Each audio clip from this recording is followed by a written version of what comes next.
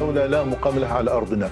إحنا الدولة لابد أن نزيلها، لأنه بالفعل هي تعتبر كارثة أمنية وعسكرية وسياسية للأمة العربية والإسلامية، يجب أن تنتهي. لذلك احنا لا نخجل من نقول ذلك بكل قوة. الإسرائيلية لازم نأدبها، وحنأدبها مرة ثانية وثالثة، ومش هذا حتكون طوفان الأقصى أول مرة، لا، حتكون ثانية وثالثة ورابعة، لأنه احنا لدينا إصرار ولدينا قرار ولدينا إمكانيات.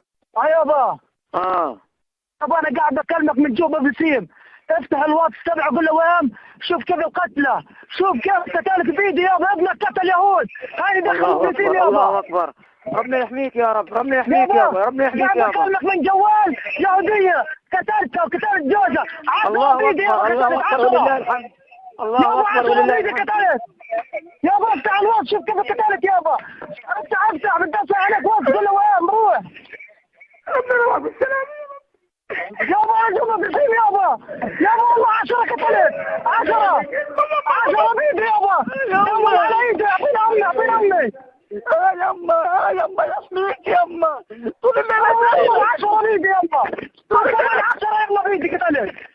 عبالله صرت بكاري، انا اول فكرة بدأت تصدق الله عز وجل، انا اقول سوي اربع راسك يابا فوق اربع راسك يابا.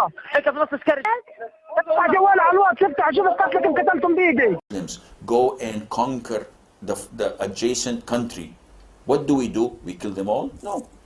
The Prophet says, the first thing you do is call them to Islam. If they refuse, then tell them Allah obliged upon you to pay taxation.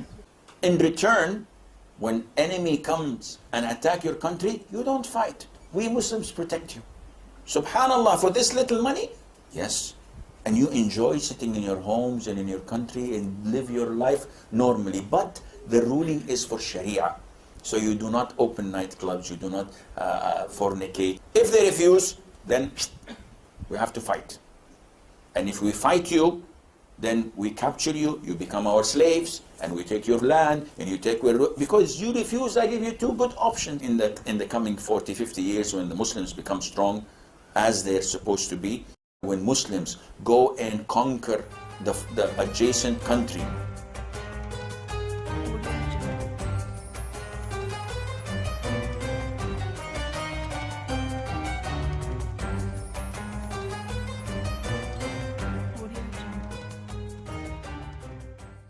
My name is Saba Ahmed. I'm a law student at American University. I am here to ask you a simple question. I know that we portray Islam and all Muslims as bad, but there's 1.8 billion Muslim followers of Islam. We have 8 million plus Muslim Americans in this country, and I don't see them represented here. But my question is, how can we fight an ideological war with weapons? How can we ever end this war? The jihadist ideology that you talk about, it's an ideology. How can you ever win this thing if you don't address it ideologically? Great question. I am so glad you're here, and I am so glad you brought that up because it gives us an opportunity to answer.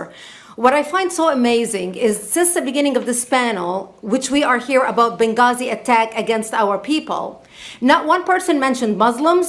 We are here against Islam, or we're launching war against Muslims. We are here to discuss how 4 Americans died and what our government is doing. We were not here to bash Muslims. You were the one who brought up the issue about most Muslims, not us.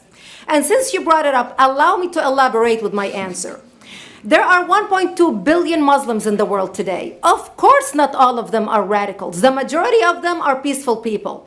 The radicals are estimated to be between 15 to 25% according to all intelligence services around the world. That leaves 75% of them peaceful people. But when you look at 15 to 25% of the world Muslim population, you're looking at 180 million to 300 million people dedicated to the destruction of Western civilization. That is as big of the United States. So why should we worry about the radicals, 15 to 25%?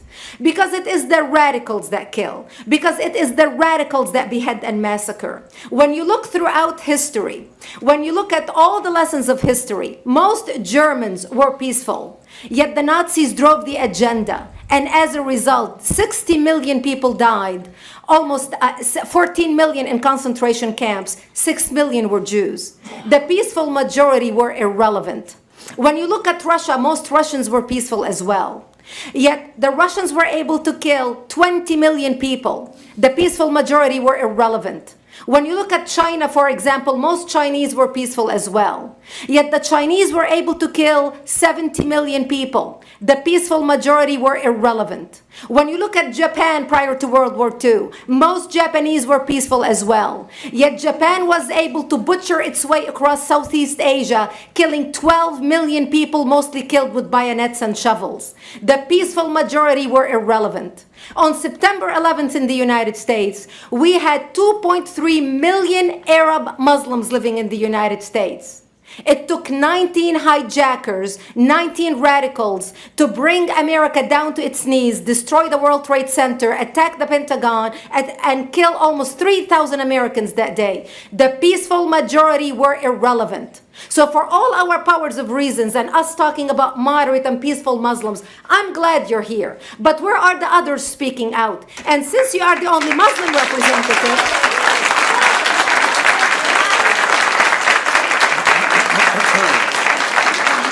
save the applause till the end.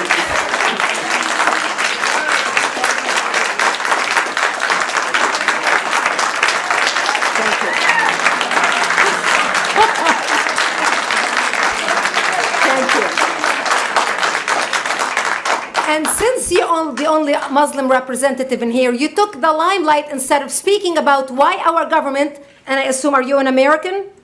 You're an American citizen. So as an American citizen, you sat in this room and instead of standing up and saying a question or asking something about our 4 Americans that died and what our government is doing to correct the problem, you stood there to make a point about peaceful, moderate Muslims. I wish you brought 10 with you to question about how we can hold our government responsible.